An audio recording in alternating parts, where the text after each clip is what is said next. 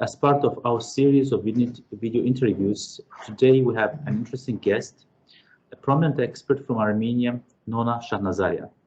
She is associate researcher at the National Academy of Sciences, Yerevan, Armenia.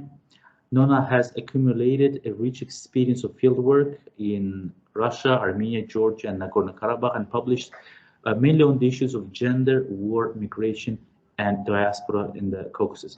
Today, however, we are going to focus more on a specific topic, warlordism and relevant issues. Dear Nona, thank you for finding time for the interview today. I really appreciate your time. Nowadays, Armenia is going through domestic turbulence, and we'll definitely touch upon this very matter separately, but I would want to start with more fundamental an issue, warlordism and state building in Armenia.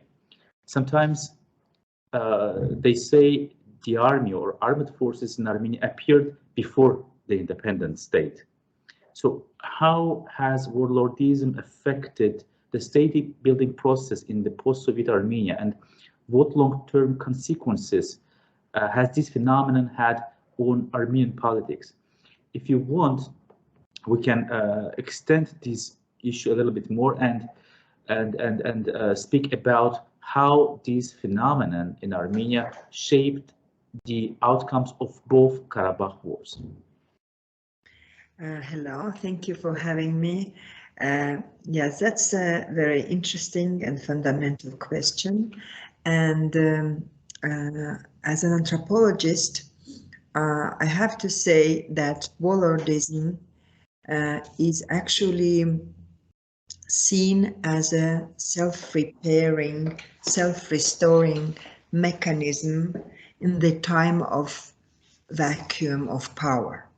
So this is exactly what we had during first Armenian-Azerbaijani war in 1991, 92, 1994. The thing is that there was actually, let me tell you, and I'm sure you know that the whole struggle for independence of Nagorno-Karabakh was under the auspices of USSR, and the idea was that to persuade Kremlin to change the status of Nagorno-Karabakh, and the very full-fledged, full-scale war was absolutely spontaneous and unexpected. So in that way, and I myself, I remember that days, that time when Soviet soldiers get the order to get out of Karabakh, of NKO, Nagorno-Karabakh Oblast. Autonomous Oblast, yes. Autonomous Oblast, right. And I've seen how women would actually hang on Soviet soldiers, begging them, do not leave them, stay with them, because they didn't want this kind of outcome. They didn't expect that. Of course, nobody would expect this disintegration of the USSR and this collapse, immediate collapse. And in that sense, that is absolutely classical, picture, absolutely comprehensively explained and researched and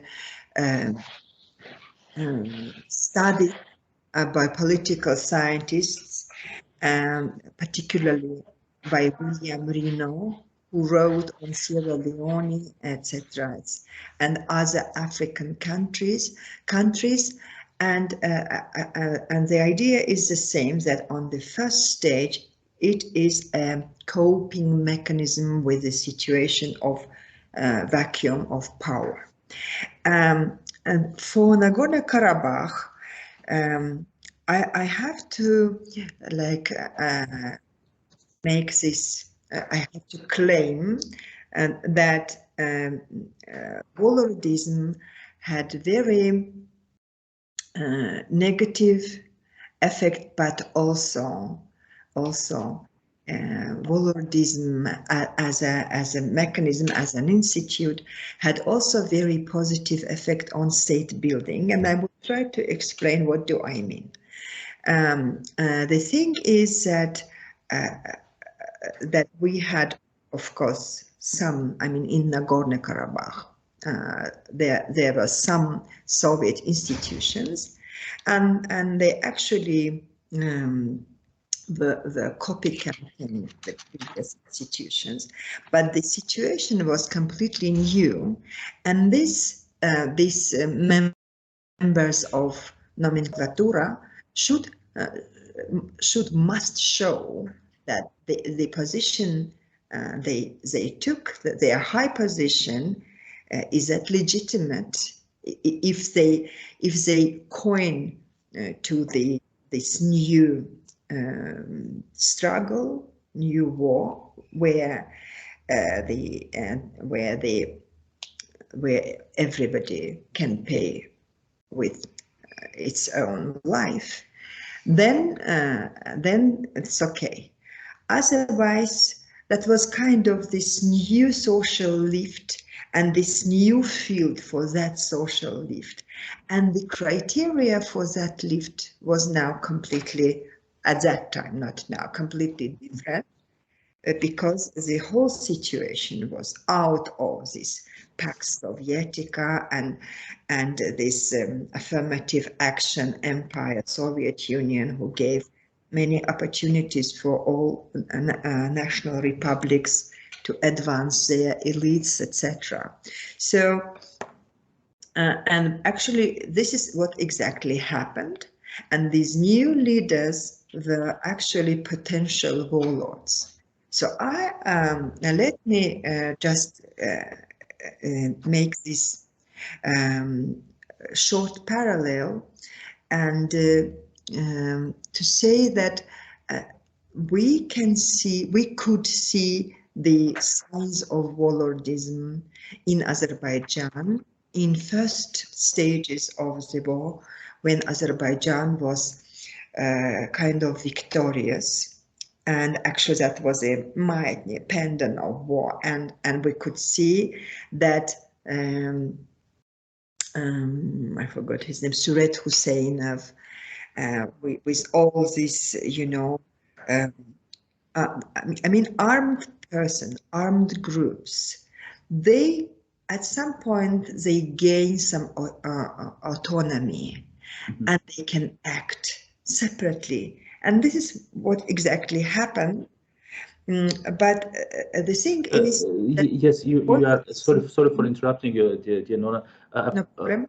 Besides Surat, there was also Omon battalion, which gained not only fame in Karabakh but also had some higher ambitions in Baku as well. Absolutely, and you know, this is if I were you, I would do a special I don't know, broadcasting on that, because we know that their relationship with Popular Front of Azerbaijan, who were based in Ardahan, was completely, you know, very complex, to say the least. And this is why, going back to that, the thing is, there is no warlordism if the war is failed, they lost, you see. And this is why I would say that, you know, in that sense, that danger, if we look at the phenomenon, this very complex phenomenon, as if it would be very negative, then Azerbaijan actually avoided warlordism because of the I will show this quote unquote, because victory and defeat during that war was really, for me, in quote unquote, because, you know, that was like and let me also tell you that that the population was feeling themselves entrapped, and that was actually the battle, like for independence, but at some point also the battle for life, for survival, and so I think. Which society are you implying right now? Which society are you speaking right now? I'm speaking about Nagorno-Karabakh Autonomous Republic. Yes. Okay. And the people who live inside of this let's say entity. And there is lots of ideas that there was a lot of volunteers, and that's true. And there was lots of, maybe this is not a topic, we have our topic to be kind of to be decoded, and this is why I don't want to go there, just to speak about warlordism and its consequences. So as a result of this victorious war, we had some warlords, and like, let's say, the epitome of that phenomena in Karabakh was Samuel Babayan, and in Armenia it was Vazgen Sargsyan. And these two guys, they actually had a completely different trajectory of their lives, but they actually were similar in sense that that they were very difficult in consensus. There was no collegiality, and they were kind of autocratic persons, let's say. That was very negative moment, and actually other political leaders would actually read that easily, and as a part of that phenomenon, we can speak about how actually the power itself in Armenia transformed into Karabakh rooted. You see how Robert Kocheryan actually became a president in Armenia. That is a part of that, because I think any war is terrible, not only as a humanitarian catastrophe, but also as a field where every value, every the whole identity is based on antagonism and oppositions, and those oppositions become extremely salient. In that sense, I would say that the opposition was that, this position of enemy, etc., becomes so acute that, and the whole concept and understanding of existential threat and security becomes so tangible that these people, these warlords, war leaders, their power looks very legitimate, and it is very easy to explain, just because we have this existential threat and we have this security problem, and these people are here to provide and to cover this problem. About positive points, you see, there was no Karabakh army neither in 1991 nor even in the beginning of 1992, and the formation of that newborn army was actually happening in the process, in the course of this dangers and challenges and problems, and surely many problems, and actually the positive point is that, first of all, these war leaders, among them there's Sarkisian and Sarkisian, all of them coming from completely different backgrounds. So, by the way, just to say quickly that Samvel Babayan would have zero chances to be a state leader in any other in any context other than war. You see, so the positive moment was that these people somehow managed to get to organize people and actually to stand out.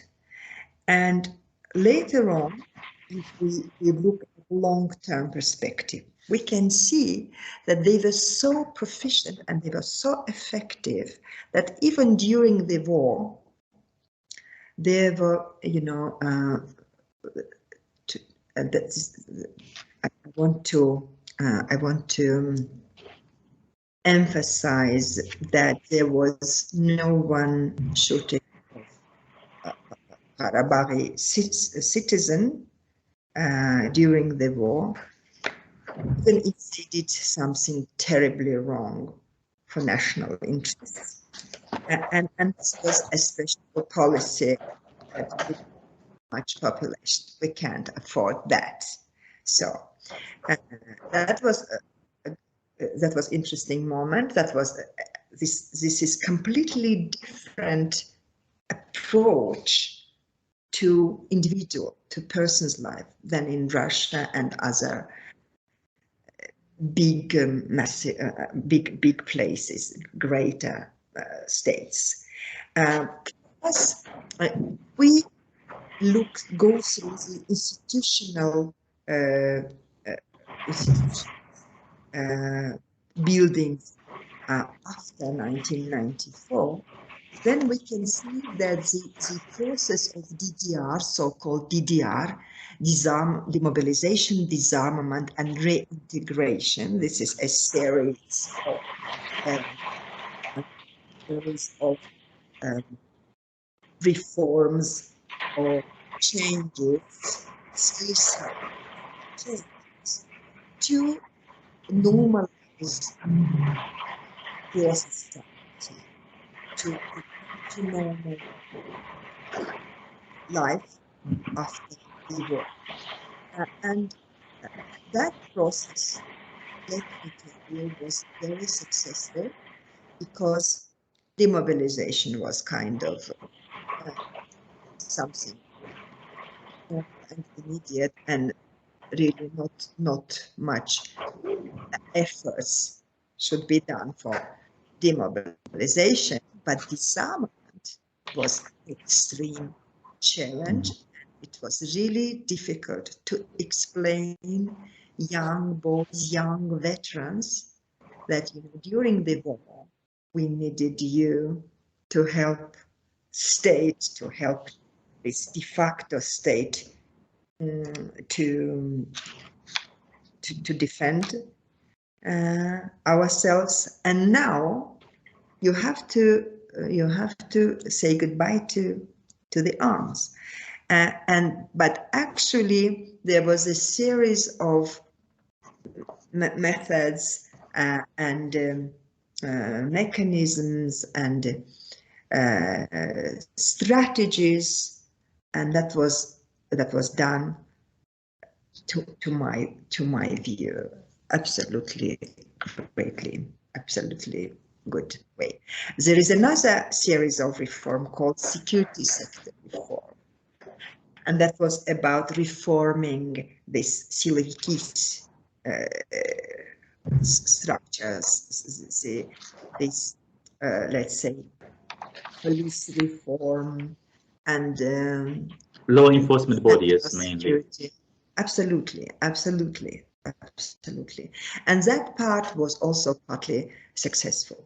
So now if we conclude our if we try to conclude what we were speaking about, that the Warlordism is extremely complicated social phenomena, and it has its pluses and minuses, and the pluses we can see that it is all about pushing this nation building. And actually, we also have to say that somehow Armenian government, which was Karabakh rooted since 1998, they found ways to invite those especially extreme warlords who were actually at some point hindering, interfering this state building and state capacity kind of level and capabilities. They were invited, namely Samuel Babayan, to become, let's say, high commander of Karabakh army. And the moment they accept this position, they stop being warlords. This is how it works. So other warlords actually try to oppose themselves with their group of devoted people, to oppose themselves to this new government. And again, somehow I could see that there was there was consensus. Some authoritarian people would go to Shusha in Azerbaijani parlance to talk to Vachagan Ishkhanian, to persuade him that this is not a right moment to fight for a power. And actually they did. They persuaded him, and he stopped opposing himself to this government. Even though, you see, the social conflict is absolutely normal framework for social change and for social life. And if we read Randall comments, it is so really well explained. But the problem is if it brings to violence or consensus. This is a dilemma. Thank you for your question. Thank you for the detailed explanation. So, as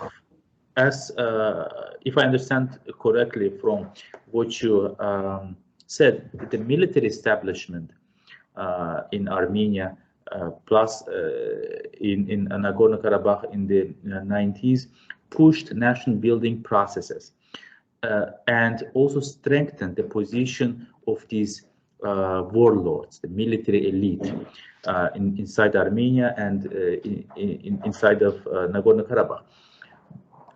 So since Armenia, excuse me, mostly inside of Nagorno-Karabakh, not in Armenia, because Armenia was actually in a way distant, though involved. You know, it's very difficult. Very complex. Process. I understand. I'm going to ask you about the process in Armenia herself, but let me ask you this follow-up question. Since Armenia or the Armenian military emerged victorious in the First Karabakh War in the mid-90s, and the military establishment took the due credit for this, how do you see their role in the outcome of the second war? Do you think since they were out of power, this catastrophic outcome for the Armenian side was inevitable, or it was their legacy that eventually led to what happened? What's your take on that? Yeah, that's a very interesting question. Thank you very much. Yes, the thing is that I'm working right now on my book entitled "Between Sila of Security and Charybdis of Democracy," and the whole. Is it in Armenian or in English? In Russian, actually. Okay. In Russian, but I hope it will be translated into English if I am successful, because actually Warlordism is part of this book, and how it worked in Nagorno-Karabakh, and also Shushi, Khojalu, Nagorno-Karabakh, Agdam, and all those very, very sensitive topics. I try to somehow shed light on, but the research question is actually maybe not the original one, but what happens when somebody or some members of societies they trade for security and let their freedom to be kind of minimized or restricted. This is exactly what happened, and what actually we had was trading the threat. So at some point, this establishment, this de facto government, they actually were manipulating with the discourse of, that we have enemy is watching us, so you can't write too critical things, you can't speak out too critically, but actually that all was to cover corruption and an atrophy of military capabilities, according to me, was engendered by this corruption, high level corruption, and actually this is exactly what happened. So first of all, the result of first war was so unexpected, because it was from the very beginning very asymmetric conflict, you see, in sense of weaponry, in sense of quantity, and later on there was this corruption, plus they underestimated their, I don't like to say enemy, but I have to say it, yes. So, and this is exactly what happened. Yeah, and also there was this, the whole victimhood identity during the First Karabakh War went through really very, very vivid transformations. Mm-hmm. The problem now, I think it is a problem, because we can see that it actually was, in a way, somehow true, because there was very interesting perception of Azeris as Turks. So in Armenian language, there is no terms. I mean, in normal language. I don't mean in academic language. There is people don't usually use Azerbaijanis. Speaking about Azerbaijanis, they call them Turks. Yes. And this would mean that there is this historical trauma, collective memory, and individual memory, and everywhere it was confirmed. And somehow Azerbaijanis would be seen as a continuation of this policy, genocidal policy or discrimination policy, and this is why they would think, especially people who would come. Not many of them, we had many of them, but people who would come from the Armenian diaspora, Western Armenian diaspora, and Eastern Armenian diaspora, and global Armenian diaspora, they would look at this problem as a continuation of the first 1915 genocide. And they would speak, and this victimhood and victimization of themselves. They found this way of coming out, and this is why after First Karabakh War, there was this understanding of the result of the war as social justice. You see, now we can think about ourselves without referring to this image of victim. So I have to say that there is a great Turkish scholar. Her name is Ceylan Tokluoğlu, I think.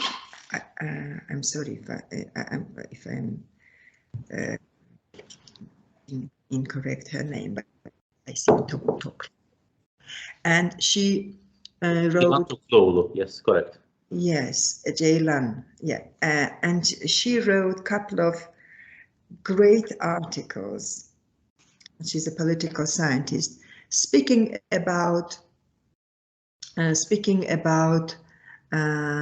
anti-victim discourse of Azerbaijani elite, because this is kind of contagious.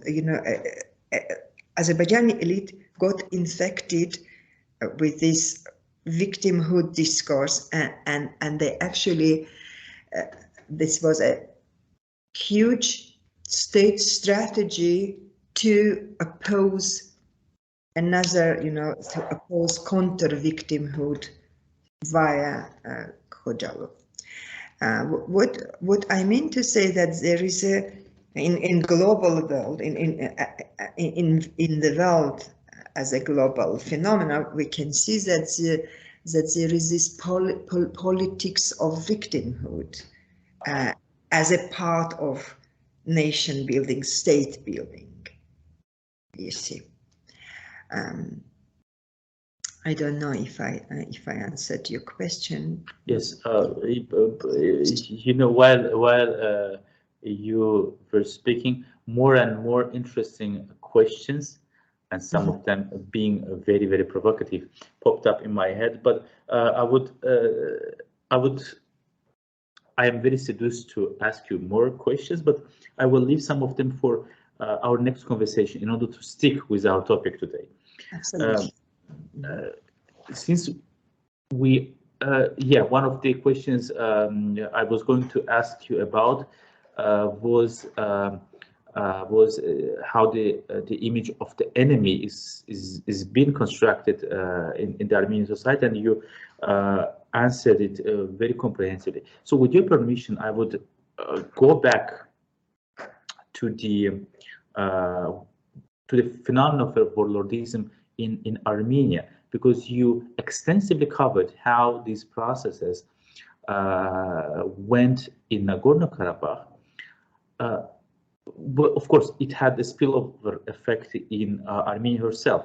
Robert Kocharian and later Serge Sarkisian came into power in Yerevan. Of course, they established civilian governments, not military juntas, but they still were military commanders who had gained their names during the war in Karabakh.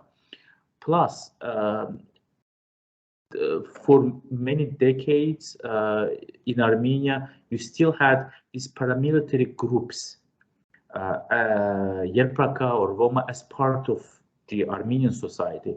In Azerbaijan, the paramilitary groups we mentioned early in our conversation, such as the Oman battalion led by the Javadov brothers, they were all either eliminated or subjected to the government as the power was centralized in the hands of late Heydar Aliyev in the mid-90s. But this process did not go as smoothly as in Azerbaijan. Okay, in Azerbaijan it wasn't smooth either, but still was not complete in Armenia. How relevant are these paramilitary groups still in Armenia, and how are they perceived in the current society? Thank you for the question. Let me tell you that I don't know about any paramilitary groups in Armenia or in Nagorno-Karabakh before 2020. I mean, there was a Arabari army, and I have no idea what you are speaking about, because you see, of course, in the very beginning, people would think, you know, we have Askiran, we have Martuni, we have, I don't know, Sos, Mushkapat, small villages, Stepanakert, you see, and we have to, you know, resist, because, you know, there are provocations, there are these shellings, etc. And of course, those groups would form from below. That's so natural. Self-defense units. Self-defense units, exactly. And the process of transforming these self-defense units into organized state army was extremely painful. And this is why I say, I told you before that that was a success story, because it was done through all these problems. So Yerkrapah was actually a party of, you know, the organization of winners in the warlords, war veterans. And as soon as they become legitimate, legal party, and they won as a, like, they were very, very influential because of this victory. A victory was feeding them, you see. So, and this is why we can't call them paramilitary, because they were already legitimate state actors, you see.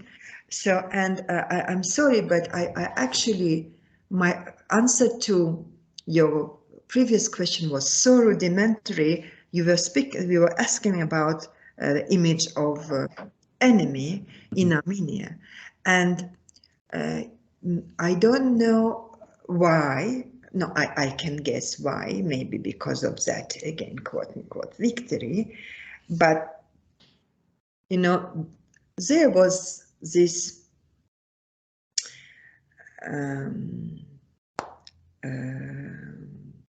formation of that image coming from below, and that was mostly in Karabakh, and that was kind of natural, because, you know, they would always see those posts as this war economy, hundreds and thousands of people involved into this economy, going to posts, defending posts, and you see, and the whole gender system was also absolutely fully penetrated by these, by these imperatives. So this is why this sentiments, especially in Karabakh, would come even more from below, and all peace programs and platforms for peace, they would actually fail because of this, because young kids and young people would, on everyday basis, they would see, my papa is on post because Azeris can attack us any moment, you see. But if we take this phenomena called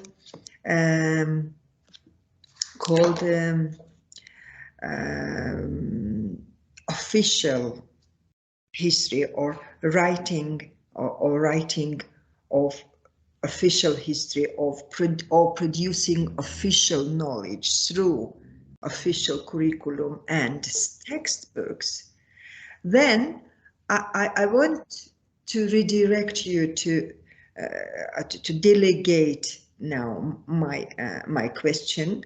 There is a great research on Turkish and Armenian books, and the central question is exactly that: how these textbooks,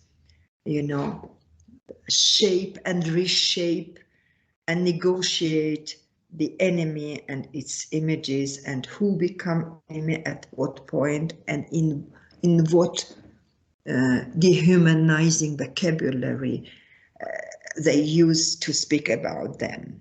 So I was actually, before 2020, I was in a way happy that there is no such a terrible hatred, revenge shaping in Armenian textbooks, and maybe this is because of the victory. So what is going to happen after 2020? I am again I still have some space for optimism, because we have very special, unprecedented government. Most of them were involved in peacemaking process, in this kind of peace negotiations on every level, but mostly tracked to NGO people, you see. So in that sense, I hope that this dehumanizing discourse and creating or producing enemies through textbook will kind of stop or diminish. So it is very difficult in this particular context. Yes, you are absolutely right that this is an unprecedented government which finds courage to somehow talk with the Azerbaijani side and establish some peace in the region. But if we again go back to the original topic of ours and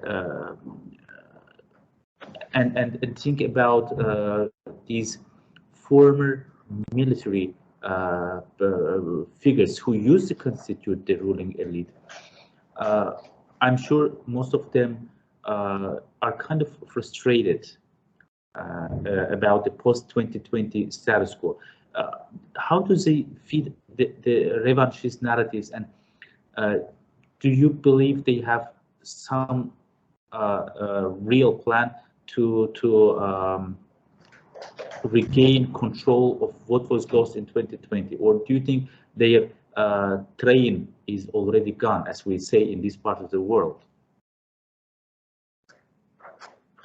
Yeah, we are witnessing very deep frustrations. That's true, and the frustrations, of course, comes from the idea that, you know, that was so difficult to gain, and we had something to negotiate for peace treaty and to stop animosity and hostility in the region forever. And it never happened, and even worse, we lost Hadrut. And there is expectations and hope that at least Hadrut and maybe Shusha as well will be negotiated back. This is very difficult question because we have litmus tests, we have elections.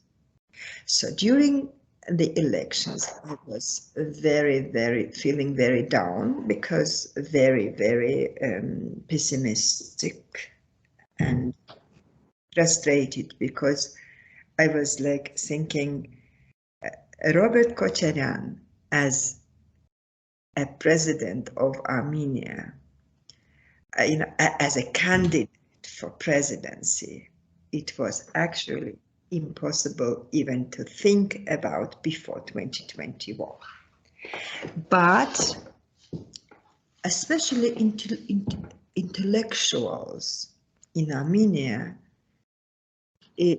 immediately after this defeat, after this 2021, they became pro Robert Kocharian, even though 1 month ago they were speaking about judging him and suitcase.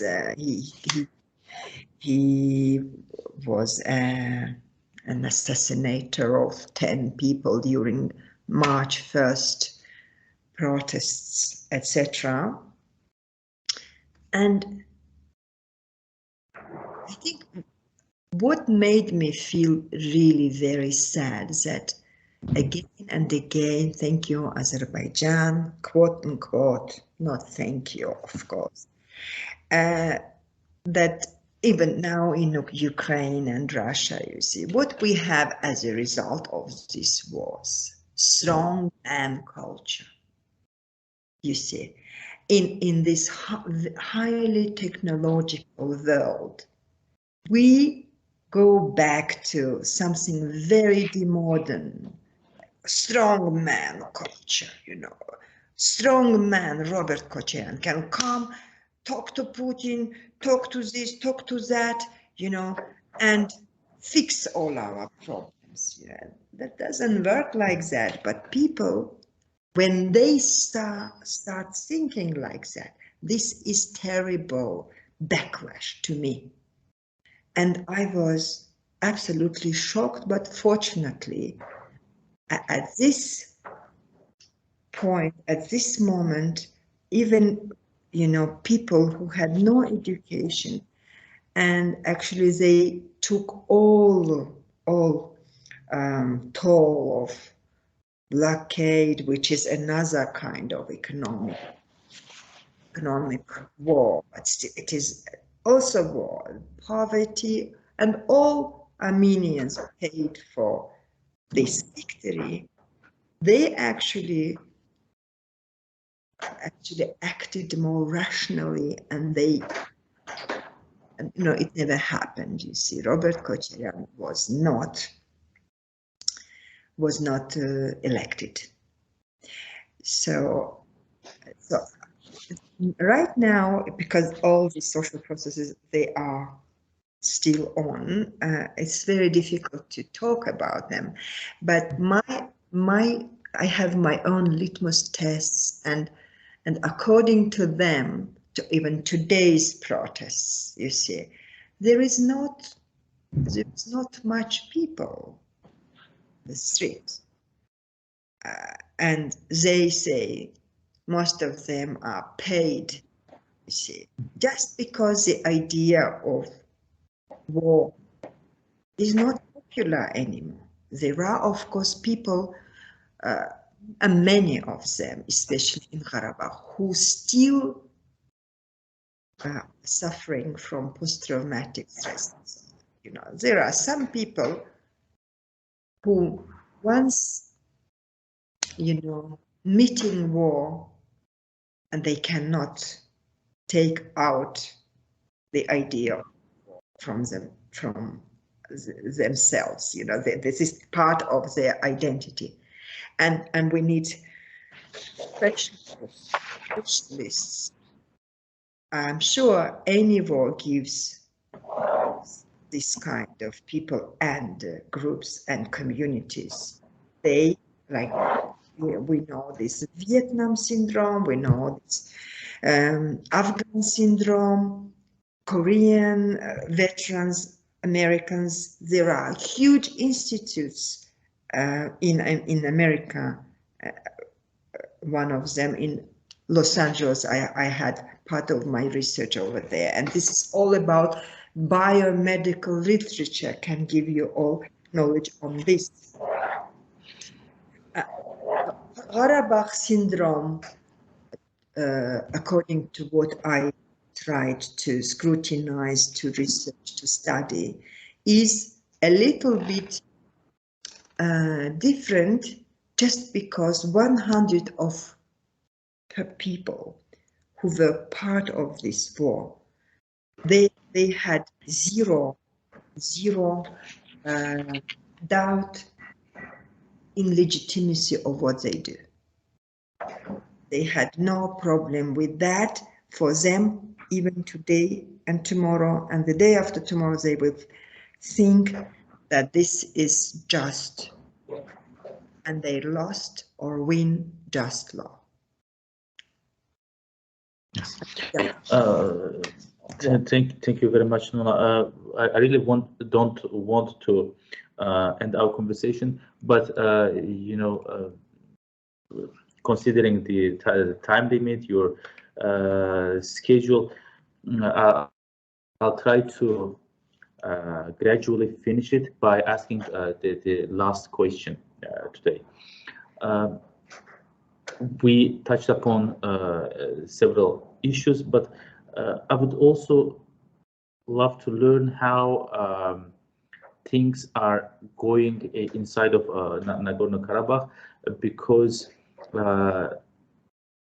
while the Azerbaijani official discourse claims the conflict is over, there is this reality inside of Nagorno-Karabakh that the de facto government, which in Azerbaijan we consider an illegal regime, still operates.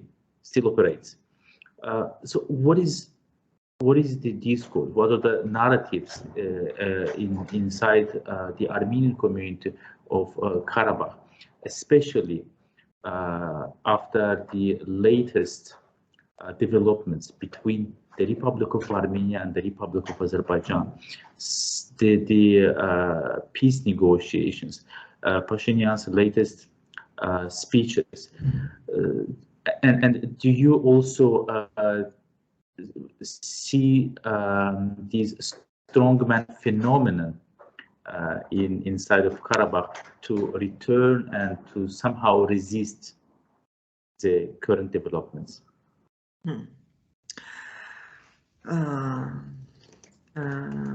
The point for me and for everybody else in Karabakh is that since 1994, this de facto state was functioning and living in state of a limbo. And still, it never has been in such a state limbo as today, after 2020. So the uncertainty is really omnipresent, huge. So these people, they actually are a bit lost because there is no understanding what is going to happen. Is this Russian military base from now on, or is Armenian, Azerbaijani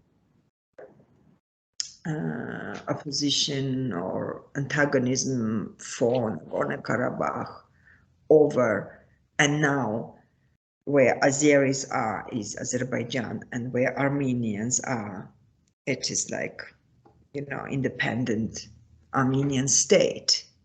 Nobody knows. And the expectation is at least that. But it seems to me that in Azerbaijan, they think that taking whole Azerbaijan and making it part of Azerbaijan is just a matter of time. And I think no one person, no one Karabakhi citizen can live with that idea because of the experience they actually went through. So some people speak about two possible strategy of Karabakh being part of still Azerbaijan. Is that partition or is that power sharing? I don't know. Still, it is all is going on somewhere. You know, we are now all in Armenia and especially in Karabakh. They feel like they are, in a way, hostages. And some of them have this crazy idea to become part of Russia. Still, yes, I can't answer your question right now because uncertainty and state of a limbo is higher than ever right now. But hopefully no war. Hopefully everything will be again negotiated and consensus will be gained. Hopefully. Thank you, Nona. I also join your wish that hopefully there will be no more war, at least in this part of the world. Thank you a lot for this incredibly interesting and comprehensive interview, and I look forward to speaking with you again in next editions of our interviews. It was my pleasure. Thank you very much.